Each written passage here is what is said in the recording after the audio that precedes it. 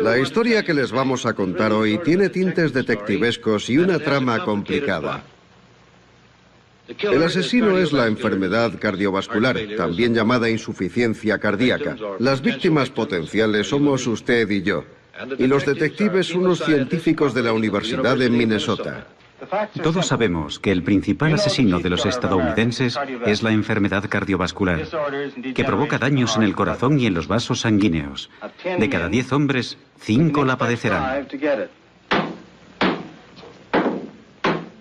En la década de 1950 hubo una creciente ola de infartos de enfermedades cardíacas. Hombres de mediana edad, en la plenitud de la vida, sufrían infartos de corazón. La gente estaba asustada. Se trataba de hombres cuyos padres nunca habían sufrido ese problema. En 1955, el presidente Eisenhower sufrió un infarto que le obligó a ausentarse del despacho Oval durante 10 días. El pánico se extendió por todo el país. Los ojos de todo el país y del mundo entero estaban puestos en el Hospital Militar Fitzsimmons en Denver, tras conocerse que el presidente Eisenhower había sufrido un infarto. El doctor Paul Dudley White, acompañado del secretario de prensa de la Casa Blanca, James Haggerty, lo describió como un infarto moderado, producido por una lesión de los tejidos de una pared cardíaca interna. Había una sensación de crisis, de urgencia por descubrir cuáles eran las causas de las enfermedades cardiovasculares.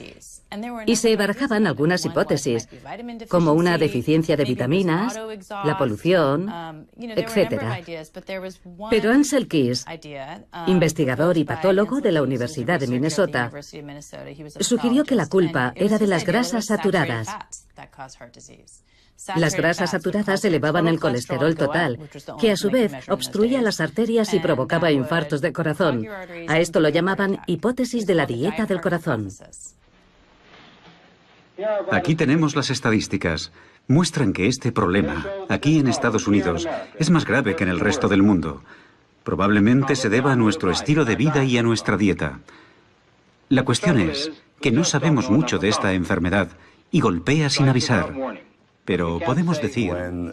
Cuando el presidente Eisenhower sufrió un infarto de corazón, Keys salió a la palestra porque el médico encargado de tratar a Eisenhower le puso de inmediato una dieta baja en grasas y dijo que la causa de su infarto de corazón había sido su dieta y no el hecho de que fumara como un carretero.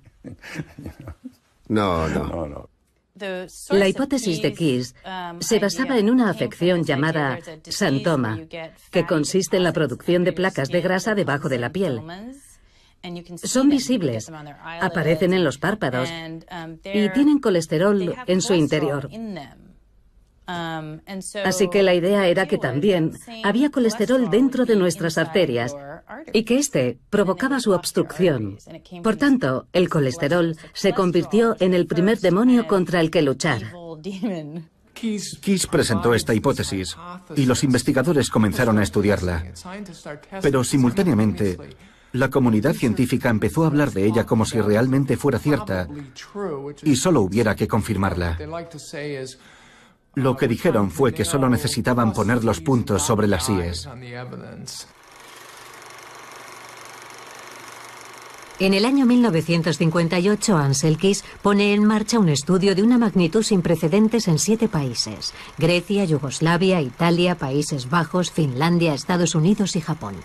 Quería observar el vínculo estadístico entre la alimentación, especialmente las grasas, la tasa de colesterol y el riesgo cardiovascular de la población.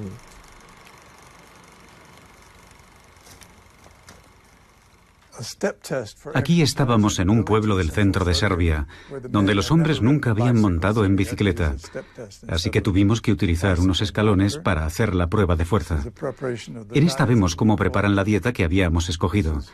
Y esta es Margaret Keys, que instaló un laboratorio de análisis del colesterol. Examinamos a unos 14.000 hombres en 14 regiones de 7 países. Hubo gente que nos llamó de Finlandia para decirnos que tenían la tasa más alta de infartos de corazón del mundo. Y también nos llamaron de Japón. Así fue como se escogió la lista de países. Una vez elegidas las variables a estudiar, Todo depende de la cooperación sobre el terreno y de la disposición de las comunidades.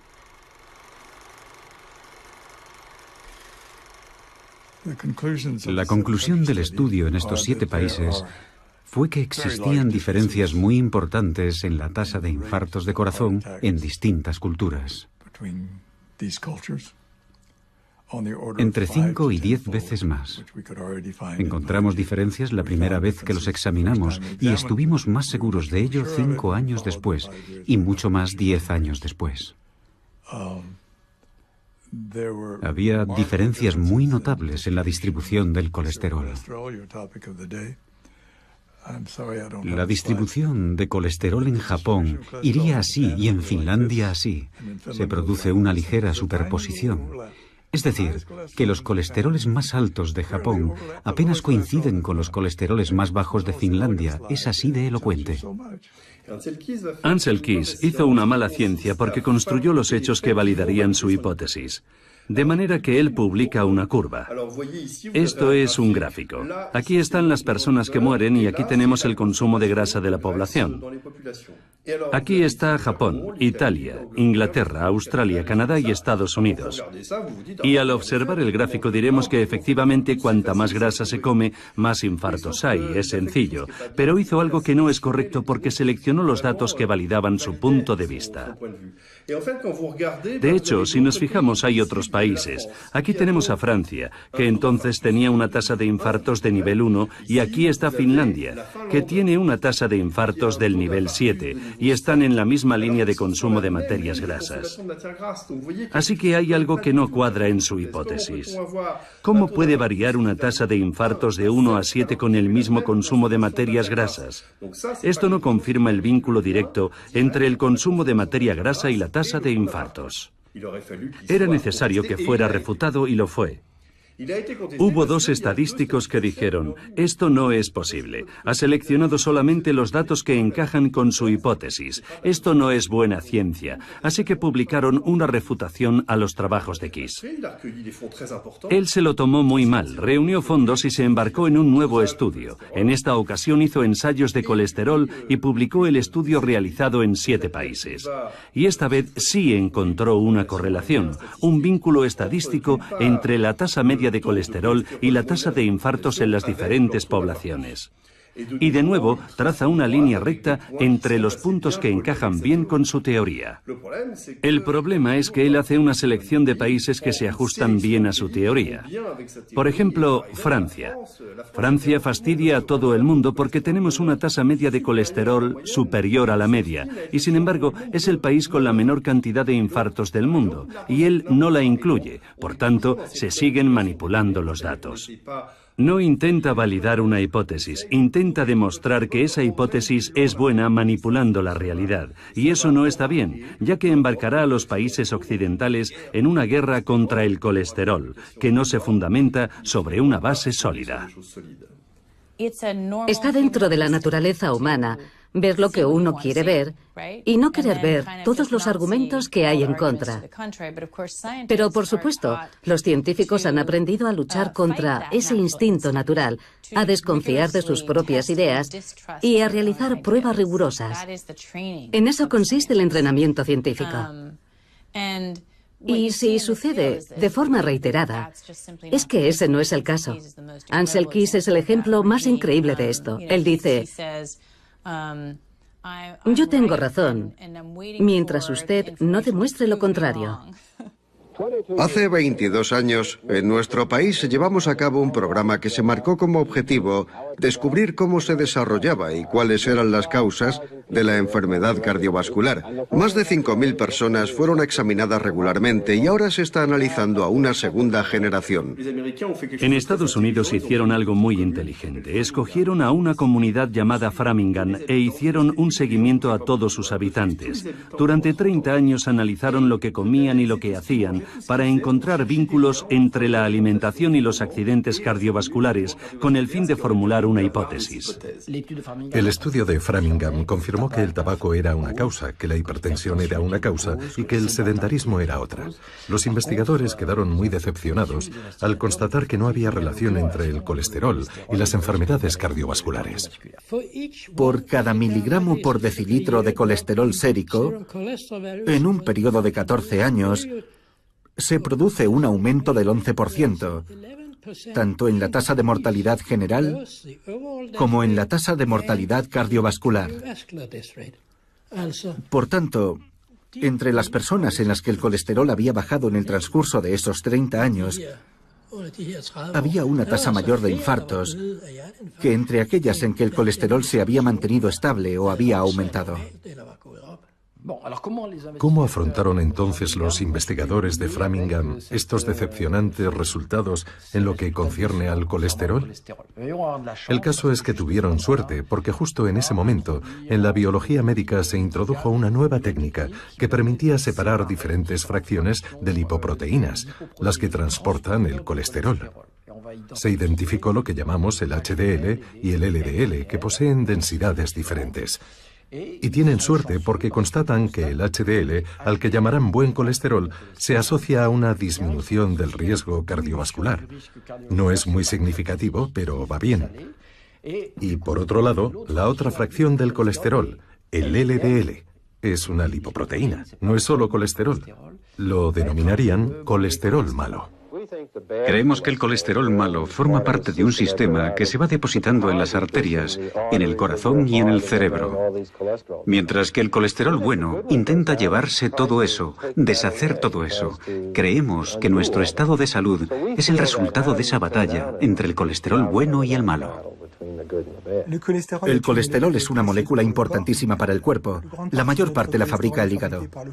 Según los estudios, entre el 70 y el 80% del colesterol lo fabrica el hígado y el resto lo aportan los alimentos. Vamos a partir del hígado. El hígado produce el primer tipo de colesterol, que denominamos colesterol LDL. En realidad, el LDL es una lipoproteína, que es un conjunto de grasas y proteínas. Yo a esto lo llamo pequeño submarino, así que voy a dibujar un pequeño submarino. Así. Tenemos moléculas de colesterol en el exterior y también en el interior, que llamamos el cargamento. Y en el interior vamos a encontrar vitaminas y grasas. Las grasas forman los triglicéridos. Y luego tenemos las vitaminas, que son A, D, E, K, también con colesterol. Este pequeño submarino va a desplazarse a los órganos y se pegará a una célula. La célula emitirá una señal para indicar que tiene necesidad de que le den triglicéridos, colesterol y vitaminas liposolubles. A veces la célula tendrá demasiado colesterol, así que hará lo mismo.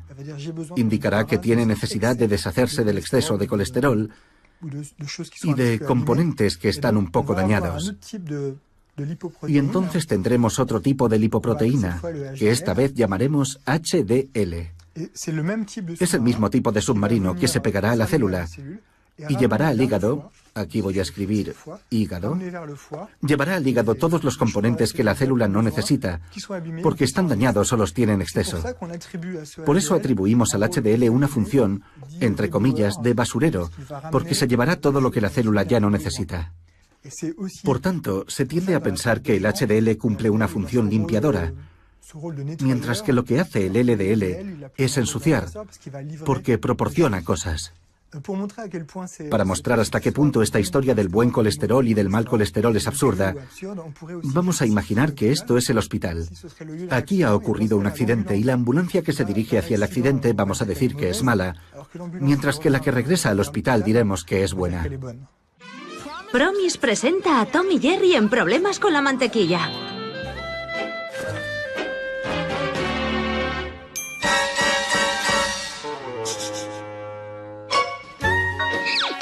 Battery Light Promise contiene un 85% menos de grasa saturada y cero colesterol. Por eso es mejor que la mantequilla para reducir el riesgo de enfermedad cardiovascular.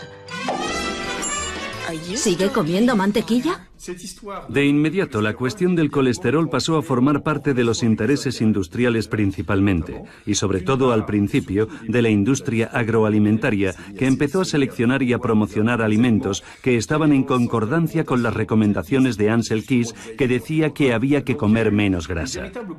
Se produjo una convergencia de intereses entre la industria agroalimentaria y los que consideraban al colesterol el enemigo público número uno. Este librito, Tu corazón tiene 9 vidas, lo escribió el médico Jeremiah Stanley y se envió a miles de médicos de todo el país. Este ejemplar pertenece a una edición especial publicada por Pocket Books en asociación con la compañía Corn Products. Por tanto, está patrocinado por un aceite de maíz. Al final del libro hay un anuncio de margarina y de aceite mazola. El resto está dedicado a la ciencia y al infarto de corazón. La enfermedad cardiovascular es el asesino número 1. 60 millones de estadounidenses tienen niveles altos de colesterol. Demasiada grasa saturada puede ser perjudicial para su corazón. Perjudicial para su corazón. En 1948, la compañía Procter & Gamble, fabricante del aceite Crisco, un aceite vegetal, designó a la Asociación Estadounidense del Corazón beneficiaria de un concurso de radio llamado Los Caminantes. Y de la noche a la mañana, y esto figura en la historia oficial de la Asociación Estadounidense del Corazón, recibieron millones de dólares. Y literalmente, aquello los convirtió en la Asociación Nacional que son hoy, con sucursales en todo el país. A partir de entonces, el dinero empezó a fluir, y estas palabras están textualmente escritas en la historia oficial de la asociación. Y acto seguido, la Asociación Estadounidense del Corazón empezó a decir que deberíamos sustituir las grasas saturadas por grasas poliinsaturadas, que son los aceites vegetales, lo que supuso un gran apoyo para un producto como el aceite Crisco. Surgen varias hipótesis en contra de la teoría del colesterol. Kilmer McCauley descubre los casos de 3 niños fallecidos por infarto de corazón. Aquejados de un defecto genético, no fijan las vitaminas del grupo B, lo que genera una gran cantidad de una sustancia llamada homocisteína. McCauley formula la hipótesis de que las placas de las arterias se desarrollan cuando la cantidad de homocisteína es excesiva. Empecé a hacer experimentos con animales. Primero inyectamos homocisteína en conejos y examinamos sus arterias. Y en 2 o 3 semanas aparecieron placas en ellas. No se puede hacer una idea de lo emocionante que fue ver aquellas placas en las arterias. Formular una teoría, probarla con animales y ver los resultados con tus propios ojos es indescriptible.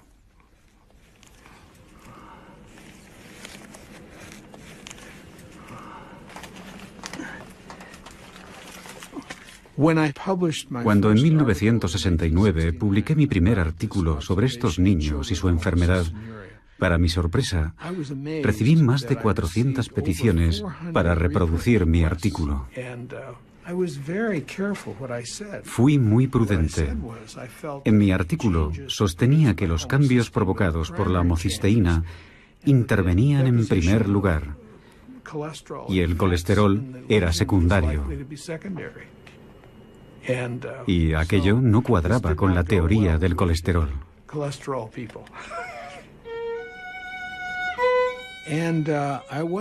Yo no estaba preparado para lo que sucedió después.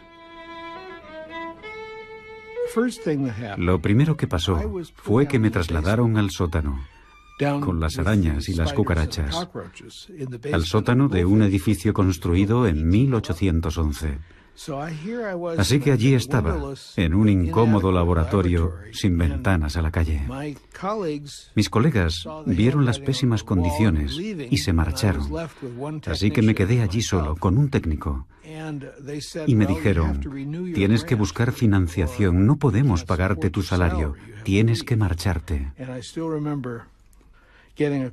Recuerdo que el director de Relaciones Públicas del Hospital de Massachusetts me llamó y me dijo que cerrara el pico y que en el futuro no quería volver a oír mi nombre asociado al hospital o a Harvard.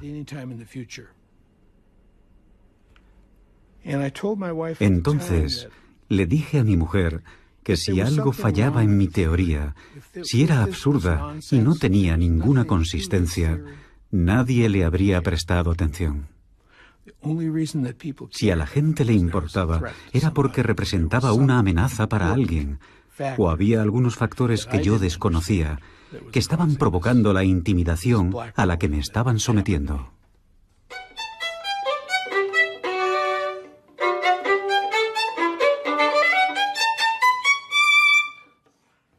Esta noche en nuestra sección 3 hablamos de los infartos de corazón y sus causas.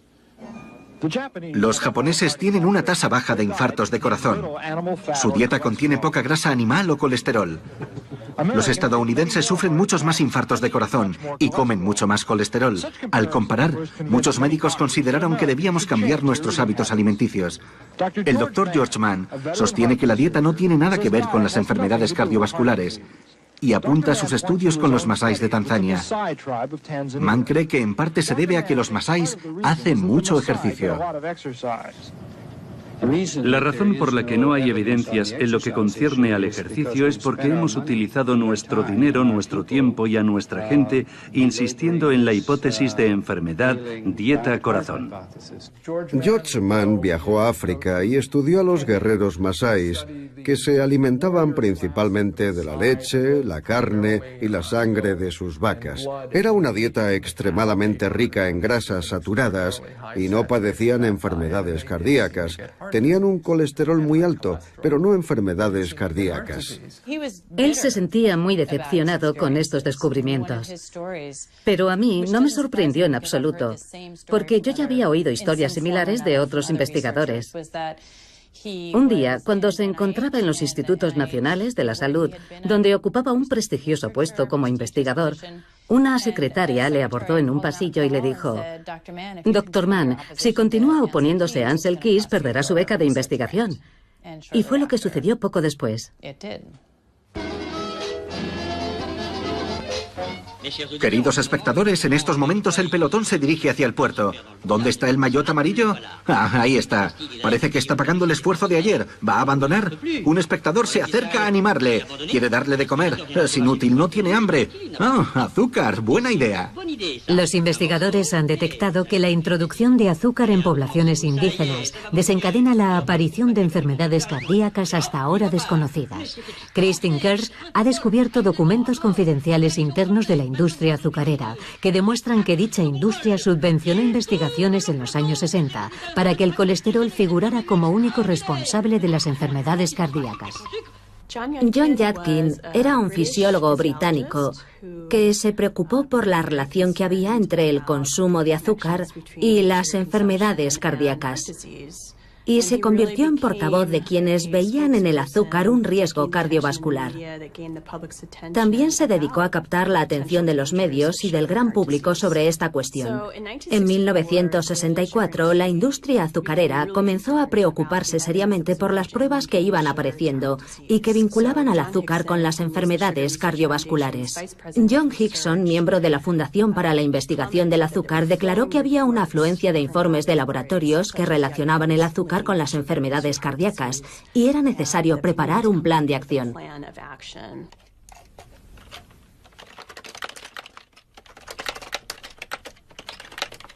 En 1965, una serie de artículos que se publicaron en los Anales de Medicina Interna fueron recogidos por el New York Herald Tribune, importante competidor del New York Times en la época.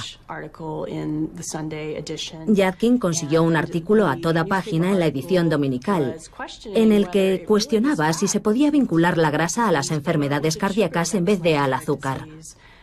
El artículo comentaba también que la relación entre el azúcar y las enfermedades cardíacas había sido teórica hasta aquel momento, pero que nuevas pruebas confirmaban cada vez más esa relación. Tan solo unos días después de la aparición de aquel artículo, los responsables de la industria azucarera decidieron lanzar el proyecto 226. Se trataba de encomendar a investigadores de Harvard una revisión de la literatura científica sobre la materia y de publicar una crítica negativa de todos los artículos que vinculaban el azúcar a las enfermedades cardíacas, de manera que los políticos concedieran menos importancia a los estudios científicos que vinculaban el azúcar con esta enfermedad. Aquí tenemos la correspondencia sobre los borradores del estudio. Hickson, de la industria azucarera, escribió al profesor Hested diciéndole que esperaba tener un borrador cuanto antes. Decía: espero que pueda usted enviarme una copia del borrador del manuscrito lo antes posible para poder cumplir con mis obligaciones. Y esta es una carta de la Fundación para la Investigación del Azúcar que dice: muchas gracias por el borrador del manuscrito. Debo decirle que cumple absolutamente con nuestras expectativas y estamos impacientes por verlo publicado. El artículo se centraba en la cuestión: ¿provoca el azúcar enfermedades coronarias? En él revisaban una cantidad enorme de estudios y uno a uno iban desacreditándolos señalando algún tipo de defecto. El artículo publicado no mencionaba ningún tipo de financiación de la industria azucarera. Así que tenemos investigadores de Harvard y la prestigiosa revista New England Journal of Medicine. La industria azucarera no podía haber encontrado una vía más creíble para transmitir su mensaje. En el año 1977, para demostrar la incidencia del colesterol en las enfermedades cardiovasculares, el Instituto Estadounidense de la Salud puso en marcha el RSC, un ensayo clínico en el que participaron 3.800 hombres con una tasa de colesterol muy elevada. Un grupo fue sometido a una dieta baja en colesterol y se les administró colestiramina, que reducía la tasa de colesterol en sangre.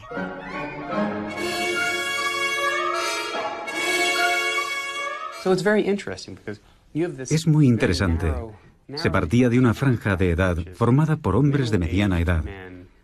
Y lo que se publicó más adelante basándose en dicho estudio fue una conclusión mucho más amplia, en la que se afirmaba que la reducción del colesterol sería beneficiosa para toda la población estadounidense en general, no solamente para el grupo en cuestión, sino para cualquier persona con una edad superior a 2 años. Estoy preocupada. ¿Por qué, cariño? Hace meses que no vienen cazadores. Es por tu nivel de colesterol. No quiero que te dé un infarto. Cariño, soy un pato. La herencia no lo es todo. Debes vigilar tu alimentación y no atiborrarte de alimentos llenos de grasas saturadas y colesterol. Vigila lo que comes como si tu vida dependiera de ello, porque es así. Programa Nacional de Educación sobre el Colesterol. Por un lado, tendría que haber una mayor detección del colesterol en las clínicas. Y por otro lado, se debería sensibilizar a la población estadounidense sobre la importancia de conocer sus niveles de colesterol. Un equipo de investigadores de Lyon ha descubierto que los habitantes de la costa mediterránea son menos propensos a sufrir infartos y se debe a su dieta a base de aceite de oliva y fibras. Fue un estudio realizado por el Dr. Lorgeril en 1999 con un enfoque muy original. Lorgeril pensó: ¿y si fuera era más complicado. En lugar de recomendar dietas para bajar el colesterol, enfocó el problema justo al revés y se dijo, ¿qué es lo que come la gente que no sufre infartos? E identificó el litoral mediterráneo como el lugar donde la incidencia de infartos era menor. Las personas menores de 75 años que viven en la cuenca del Mediterráneo sufren 8 veces menos infartos que los finlandeses y 4 veces menos que los escoceses. No es un 40% menos, sino 4 veces menos y 8 veces menos. Y al estudiar este fenómeno, descubrió que no se trataba de una dieta contra el colesterol, sino de otra forma de dieta. El aceite de oliva, prohibido en las dietas contra el colesterol, se utiliza mucho en los países mediterráneos, igual que el queso, normalmente prohibido porque contiene grasa animal, e incluso la charcutería. En España, Italia y el sur de Francia se consumen embutidos y a pesar de eso sufren menos infartos. Así que se dijo, en lugar de hacer dietas para reducir el colesterol, le diremos a un grupo de gente que siga una dieta tradicional y a otro grupo que haga una dieta mediterránea. Formó 2 grupos aleatorios y el resultado fue extraordinario. El grupo que siguió una dieta mediterránea sufrió un 50% menos de infartos que el otro, y eran personas en observación porque ya habían sufrido un infarto. Probablemente ha sido la aportación combinada de aceite de oliva, aceite de colza y de antioxidantes naturales proporcionados por la fruta, la verdura y el vino tinto lo que ha protegido a estos pacientes. En cualquier caso, hablamos de una reducción de riesgo de entre un 50 y un 70%. Pues bien, en la comunidad médica y científica se produjo una doble reacción. Por un lado, un grupo de gente dijo, fantástico, nosotros también lo pensábamos, pero ahora ya tenemos la demostración, está claro. Y además, multitud de estudios implementados en diferentes países confirmaron nuestros resultados. Y por otro lado, hubo un grupo de gente que no aceptó los resultados y sobre todo que no aceptaron la idea. Si lo pienso ahora, creo que hay que estar muy bloqueado mentalmente para razonar así. Y esa gente decía, no puede ser cierto porque el colesterol es idéntico en ambos grupos. Algunos colegas estadounidenses me decían, no podemos creer en esos resultados. ¿Cómo es posible reducir el riesgo sin reducir el colesterol? Tatinas fue algo absolutamente extraordinario. Estábamos atónitos. De repente había una pastilla que podíamos recetar a las personas que habían sufrido un infarto y que además reducía la mortalidad, el riesgo de recaída, etc. Era fantástico. Las administramos desde el primer momento. En el ensayo WOSCOP participaron pacientes hipertensos, obesos y fumadores que tenían un riesgo muy elevado de sufrir infartos. Se les administró un fármaco llamado pravastatina, divididos en 2 grupos aleatorios. El primero tomaba pravastatina y el segundo un placebo. Y hubo una reducción del 30% de muerte cardiovascular. Era la primera vez que se obtenía un resultado claro y significativo. Y a la vez se realizó otro ensayo donde se administraba simvastatina bajo el nombre comercial de Zocor, y en el que participó gente que ya había sufrido un infarto. La mitad tomó el fármaco y la otra mitad un placebo. Y hubo un 30% menos de recurrencia de infarto en el grupo que tomaba la simvastatina en comparación con el otro, así que los colesterol escépticos nos quedamos desarmados por los resultados. Jaque mate. Yo mismo, en calidad de médico, lo prescribí, incluyendo a mi familia. Intelectualmente no fui capaz de poner en duda unos ensayos clínicos publicados en las principales revistas médicas internacionales. Me parecía inconcebible que los investigadores pudieran hacer trampas o equivocarse hasta el punto de engañar a toda la comunidad médica. Es lo que se llama revisión por pares. En principio, si se publica en una gran revista médica, ha sido comprobado por personas competentes, de modo que estamos obligados a creerlo. El 85% de los ensayos clínicos y hasta el 97% de los ensayos más importantes están patrocinados por laboratorios privados. Ahora bien, hemos calculado que hay 5 veces más posibilidades de encontrar un efecto positivo en un medicamento cuando el ensayo está financiado por un laboratorio privado, en comparación con un ensayo del mismo medicamento financiado por un instituto público. Es un aumento bastante considerable de las posibilidades. Tendemos a considerar que los estudios científicos son objetivos, pero cuando nos fijamos en cómo se estructura el sistema, nos damos cuenta de que las compañías privadas patrocinan los ensayos clínicos para promover la venta de sus fármacos. Y esas compañías son propietarias de toda la información científica. Igual que la receta de la Coca-Cola pertenece a la compañía Coca-Cola. Así que a pesar de las dudas sobre algunos ensayos que no llegaban a reproducir los resultados iniciales, el hecho de que el medicamento fuera tan eficaz tanto en personas que no tenían colesterol como en las que sí lo tenían, hizo que casi nadie se atreviera a oponerse o a plantearse serias dudas.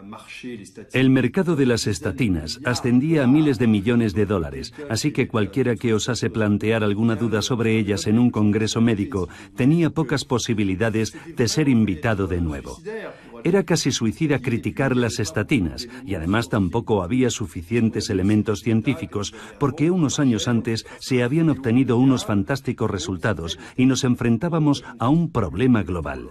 Se recetaban a todo el mundo, desde la chica que tomaba la píldora, que aumenta el colesterol, hasta la anciana con el colesterol un poco alto. Así que había barra libre de estatinas, para deleite de las sociedades científicas que tenían acuerdos con los laboratorios, para los médicos que pensaban que cumplían con su deber recetando eso a sus pacientes, y para los pacientes que las pedían porque les preocupaba su tasa de colesterol. Todo el mundo pedía que se incluyera el colesterol en sus análisis. No era fácil cuestionar la utilidad del medicamento.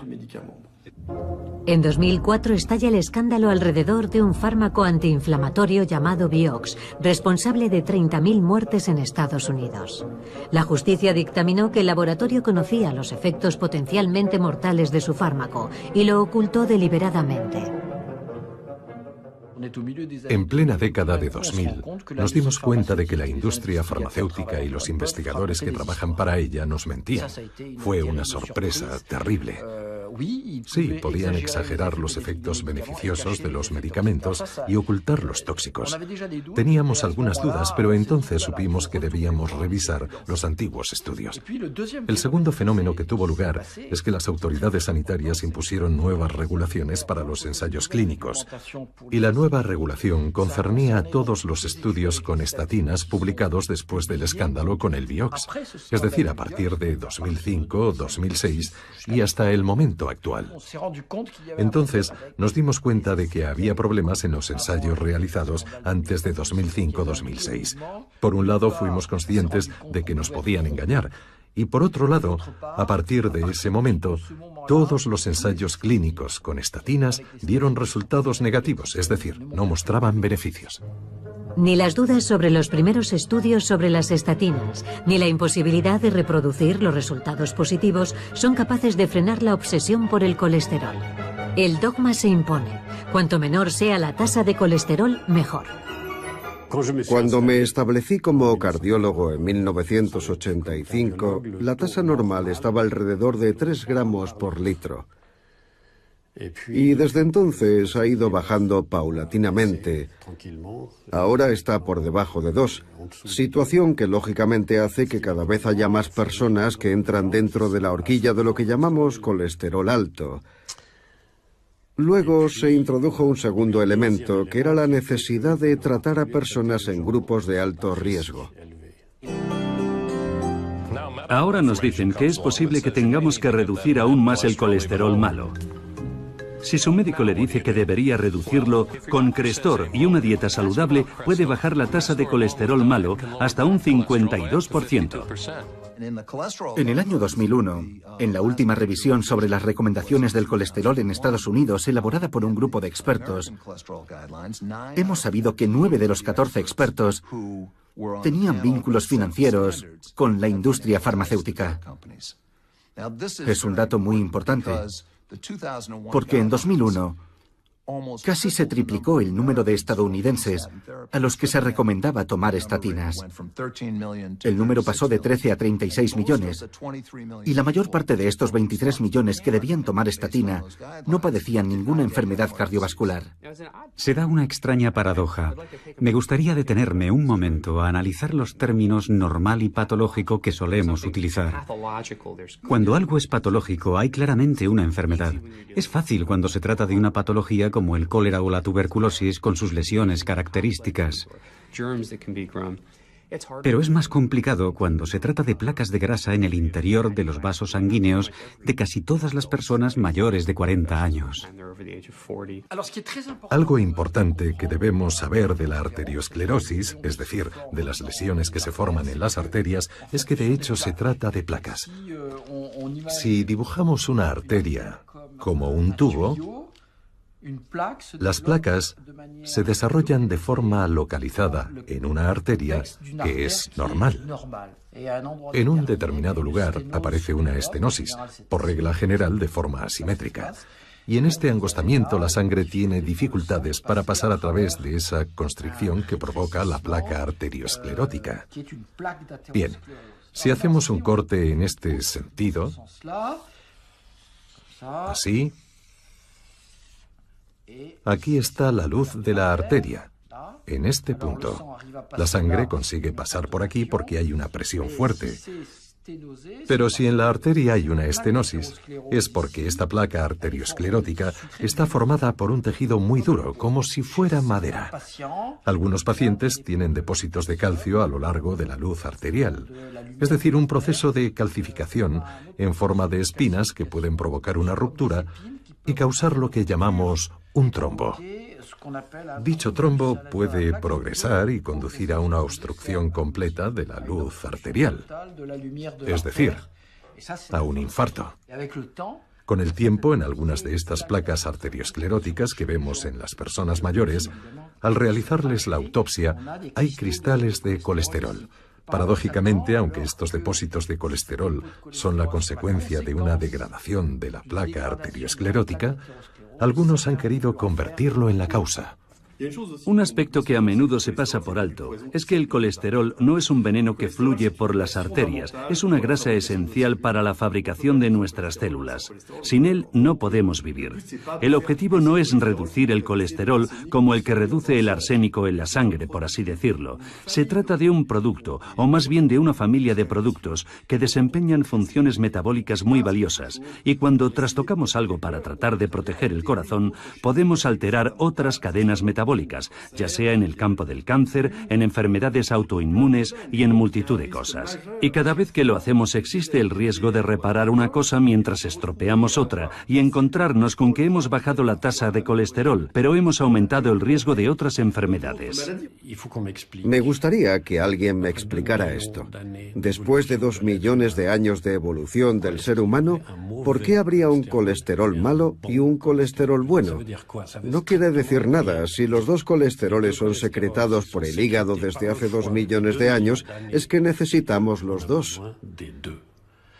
En segundo lugar, ¿qué es lo que hace que aumenten o disminuyan?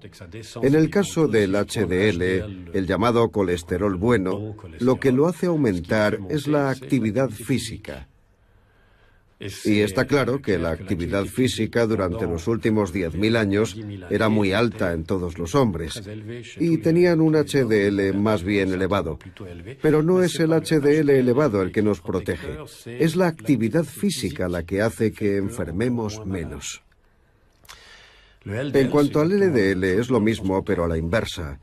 Sencillamente consumimos menos LDL cuando somos sedentarios y por lo tanto tiende a elevarse un poco. Pero una vez más, es el sedentarismo lo que nos mata. Ciertos alimentos son altos en grasas saturadas. Esta es la cantidad media de grasa saturada que una persona consume al mes. Si toma demasiadas, los depósitos de grasa pueden acumularse en sus arterias y podría padecer enfermedades cardiovasculares. Si la grasa saturada puede obstruir este conducto, imagine lo que hará en los suyos. En la actualidad disponemos de técnicas de imagen muy sofisticadas que nos permiten medir la cantidad de calcio presente en las arterias. También está el score cálcico, que para algunos investigadores predice más eficazmente los accidentes cardiovasculares que el colesterol. Y a ver si adivinan cuáles son los factores asociados con un score de calcio elevado. En primer lugar, la diabetes. En segundo lugar, la insuficiencia renal o la tendencia a la insuficiencia renal. En tercer lugar, tener un colesterol bajo de forma espontánea. Y en cuarto lugar, tomar estatinas. Así que tenemos ante nuestros ojos, si se me permite decirlo, un hecho terrible para los defensores de las estatinas. ¿Cómo se puede decir que las estatinas reducen el riesgo cardiovascular? Algo que yo cuestiono, y al mismo tiempo aceptar la idea de que las estatinas aumentan el score cálcico, considerado por algunos como lo que mejor predice el riesgo cardiovascular. Ambas cosas son incompatibles. Si usted ha sufrido o sufre de colesterol alto y su médico le recetó o le ha recetado Crestor, es muy probable que usted tenga varios efectos secundarios, como por ejemplo diabetes tipo 2. Si usted o un pariente ha consumido Crestor y ahora tiene diabetes, llame ya y pida una cita con el abogado Nick Pacheco. Tras años de prescripción masiva de estatinas, miles de pacientes sufren efectos secundarios graves. En Estados Unidos, algunos bufetes de abogados anuncian sus servicios en televisión para defenderlos. Los efectos secundarios aparecen tarde, no de inmediato. El organismo trata de combatir la disminución de la tasa de colesterol, tratando de producir más colesterol. Y ese proceso puede durar hasta 6 meses antes de la aparición de efectos indeseables. La mayoría de la gente no comprende que la ingestión de estatinas es la causa. Los síntomas son similares a los que presentan las personas mayores. De modo que cuando un hombre acude al médico y le dice que hay algo en sus músculos que no va bien y que tiene síntomas de debilidad, el médico le pregunta, ¿qué edad tiene? Tengo 78 años. Bueno, eso es lo que ocurre cuando se envejece. La vista empeora, los músculos se debilitan y perdemos memoria. Y olvidan que el origen puede estar en los medicamentos.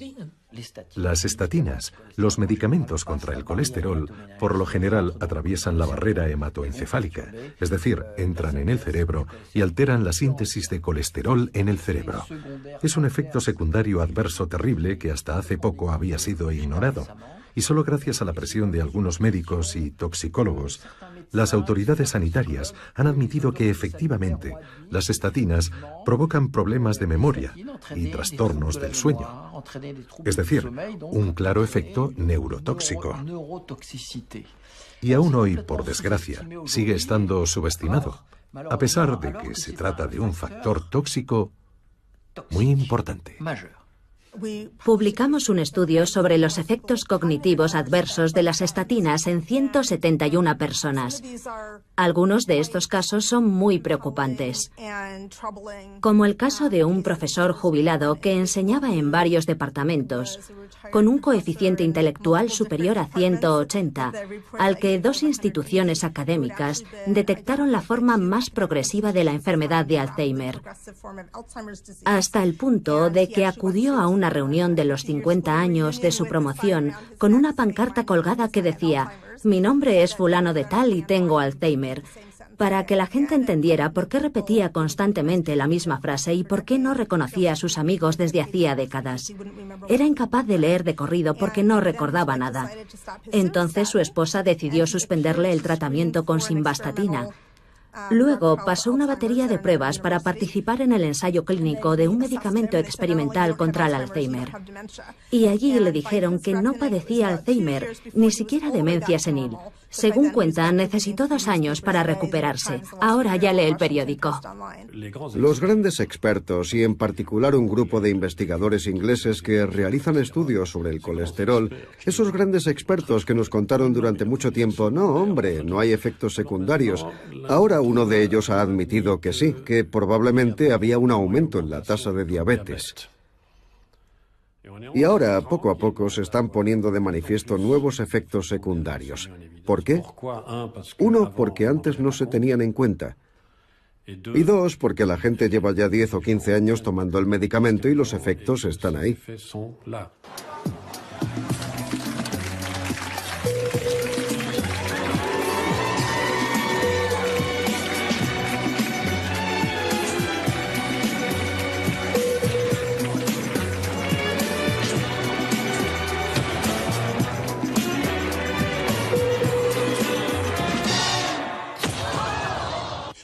En este gráfico, extraído de un artículo publicado en 2004 en el British Medical Journal, es decir, en un periódico bastante serio, en el eje horizontal tenemos los años y en el vertical la incidencia, es decir, el número de hospitalizaciones por infarto en Reino Unido en color rojo.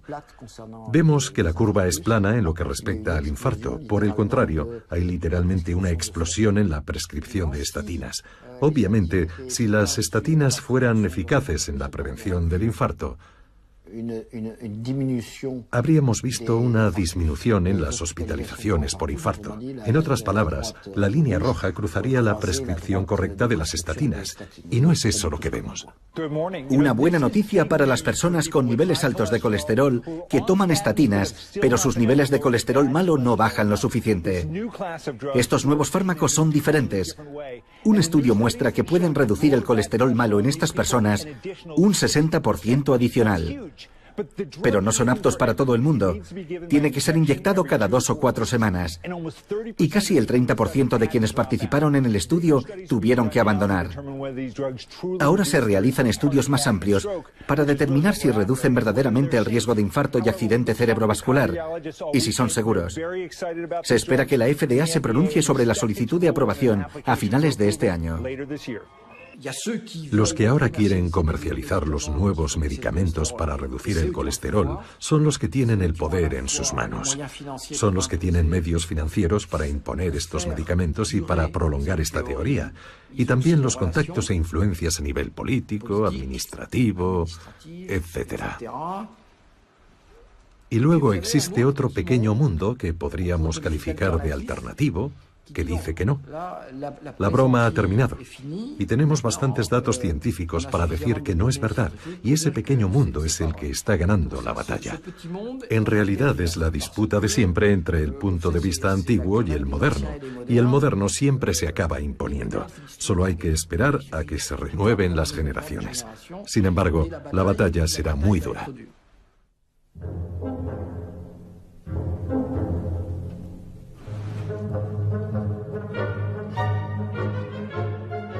¿Conoce su tasa? ¿Qué tasa? De colesterol. Sí. Me hice los análisis para un programa. Sale en mi página web.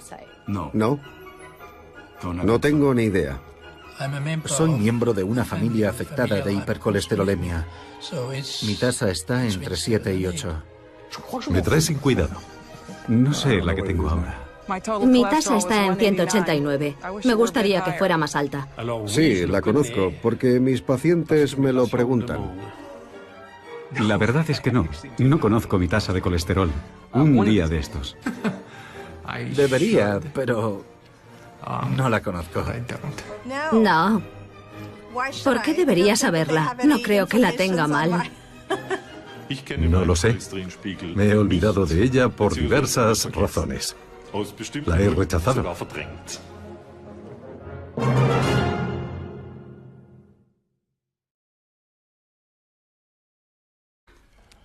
Todo depende de la cooperación sobre el terreno y de la disposición de las comunidades.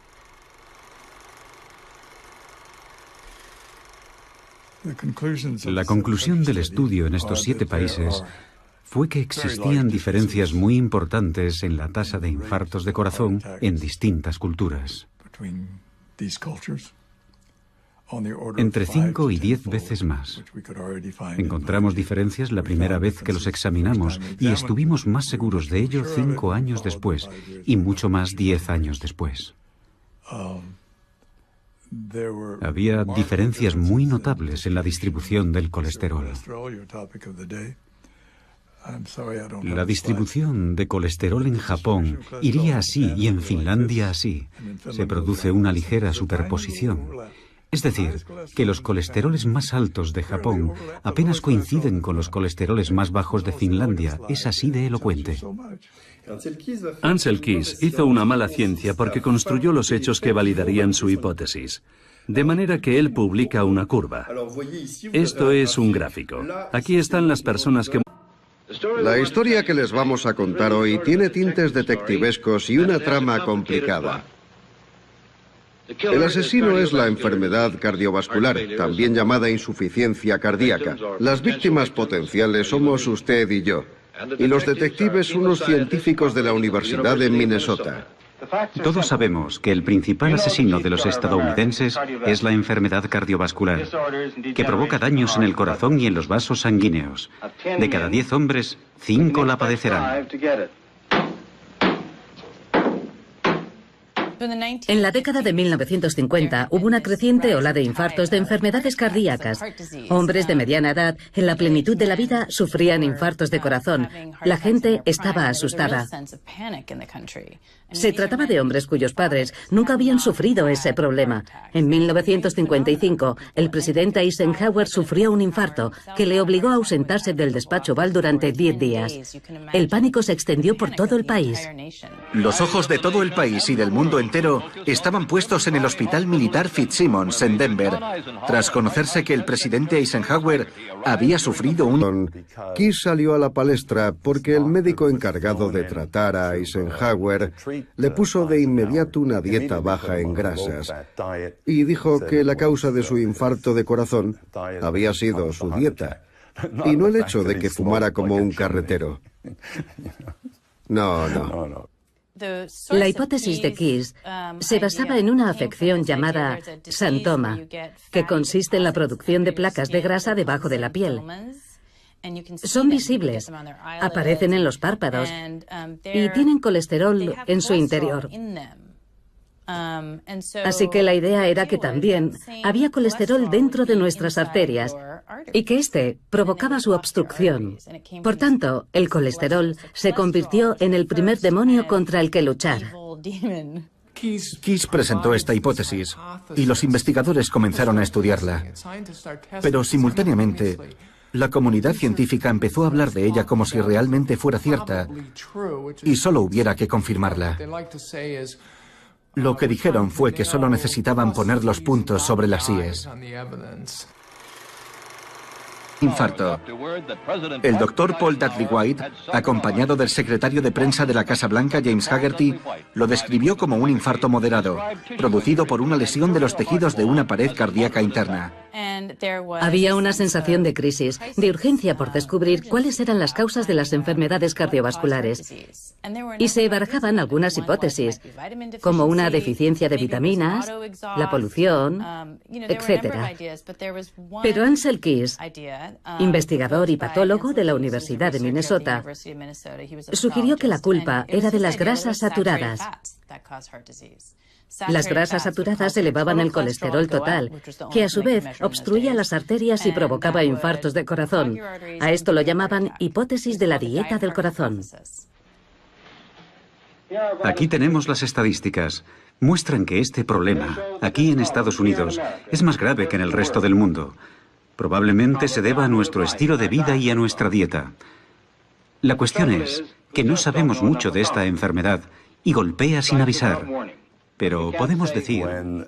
Cuando el presidente Eisenhower sufrió un infarto de corazón...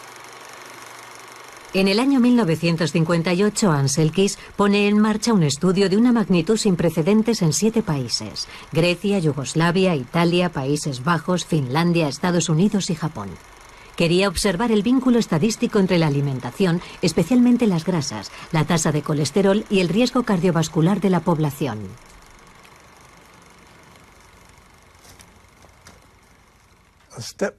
Aquí estábamos en un pueblo del centro de Serbia, donde los hombres nunca habían montado en bicicleta, así que tuvimos que utilizar unos escalones para hacer la prueba de fuerza.